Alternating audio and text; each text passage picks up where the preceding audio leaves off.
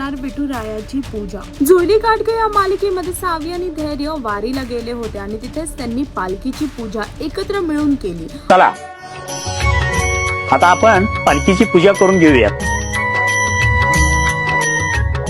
ठीक आहे, आता आपण पालखीची पूजा करायची।